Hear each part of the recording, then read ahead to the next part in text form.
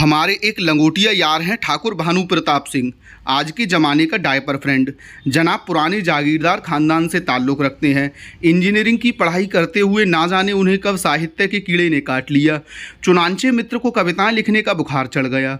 रूमानी प्रेम और इश्क में पगी मित्र की कविताओं पर कॉलेज की ही एक पूजा नामक सहपाठिनी फिदा हो गई। मित्र ने भी प्रेम धर्म का पूरी निष्ठा से पालन करते हुए प्रेम को उसके अंतिम मुकाम यानी विवाह तक पहुंचाया।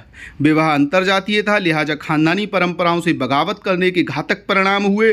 कोर्ट मैरिज को लगभग 2 साल हो रहे हैं। मित्र के माता पिता ने उसकी देहरी पर कदम तक नहीं रखा, लेकिन जब विश्वस्त सूत्रों से मित्र के माता पिता के कानों में ये खबर पहुंची कि ठाकुर भानु प्रताप सिंह बाप बनने वाले हैं और वे दादा दादी, तो रिश्तों पर जमी बर्फ दिल्ली जैसे शहर की कड़ाके की ठंड में भी पिघलने लगी। आजकल मोबाइल, व्हाट्सएप, फेसबुक का चलन है। लोग आपस में इन्हीं माध्यम से चैटिंग सेटिंग करके एक दूसरे की कुशल क्षेम पूछ लेते हैं। तो मित्र जब सुबह सुबह घर पर बगैर किसी पूर्व सूचना के पधारे तो मैं उन्हें देखकर थोड़ा चिंतित हो गया। दरवाज़ा खोलते ही मैंने पूछा, यार इतनी सुबह सुबह कैसे? ना कोई मोबाइल ना SMS, सब खैरियत तो है? मित्र बोला, सब ठीक है यार, मैं तो बस तुझे ये बताने आया था कि हमारे पिताश्री और माताजी कल दिल्ली पधार रहे हैं। मित्र के चेहरे पर चिंता की लकीरें साफ दिख रही थी। मैंने कहा, ओ यार ये तो खुशी की बात है। मैं ना कहता था कि घुटने हमेशा पेट की ओर ही मुड़ते हैं।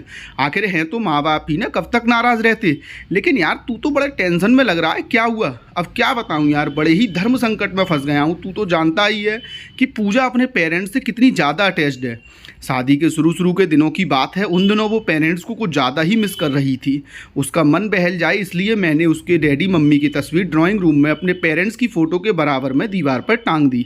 वो घर में चलते फिरते उस तस्वीर को देखकर खुश हो जाती थी। मित्र अपनी बात पूरी करता इससे पहले मेरा नारीवादी उदार हृदय उछाले मारने लगा। मैंने बात बीच में ही काट दी। यार इसमें प्रॉब्लम क्या है? तूने तो एक समझदार पति का फ़र्ज अदा किया है, पति पत्नी को समान धरातल पर ले आया, ठीक ही तो है। अब जैसे तेरे माँ बाबूजी वैसे ही पूजा के पेरेंट्स। अगर पति के घर में यदि पत्नी के पेरेंट्स की फ़ोटो भी ड्राइंग रूम में लगी हो तो इसमें हर्ज क्या है? हर्ज है मेरे दोस्त, परेशानी है। तू जैसे इतना आसान समझ रहा है ना, वो बात उतनी सरल नहीं है। हम ठहरे ठाकुर खानदान के, कभी हमारे गांव में चलकर देख। बैठक में हमारे दादा परदादाओं की 7 पुश्तों की तस्वीरें लगी हुई हैं, लेकिन मजाल है कि तुझे मेरे घर में ननिहाल पक्ष की एक भी फ़ोटो टंगा मिल जाए। देखना ड्राइंग रूम में टंगी सास ससुर की फ़ोटो कैसे मेरे गले का फंदा बनने वाली है। मैं उसे हटाना चाहूँ तो हटा नहीं सकता। पूजा क्या सोचेगी, समझ में नहीं आ रहा है यार, क्या करूँ? आगे कुआं है पीछे खाई। मैंने मित्र का हौसला बढ़ाते हुए कहा, डर मत प्यारे, तूने तो सास ससुर की फ़ोटो घर में टांगने की नई परंपरा का सूत्रपात किया है। तू नहीं जानता तूने नारी का समान अधिकार दिए जाने की दिशा में कितना बड़ा काम किया है। फ़ोटो वहीं लगी रहने दे। देखना तेरे शहंशाह आलम स्त्री के प्रति तेरी उच्च सोच के मुरीद हो जाएंगे। शायद इसी वक्त मेरी जुबान पर साक्षात सरस्वती का वास था। मेरा कहा सच हुआ। ठाकुर भानु प्रताप सिंह के माता पिता के घर में प्रवेश करते ही पूजा ने सिर पर पल्लू रखकर उनके पैर छुए। आशीर्वाद देते समय उनकी नज़र ड्राइंग रूम में पूजा के पेरेंट्स की तस्वीर पर पड़ी तो उन्होंने अपनी मूँछों को ऐंठते हुए बोले, तो यही है तुम्हारे ग्रेट पेरेंट्स जिन्होंने सुशील और गुणवान बहू दी है। कुछ महीनों बाद जब मैं भानु प्रताप से मिला तो उनका सीना गर्व से फूला था।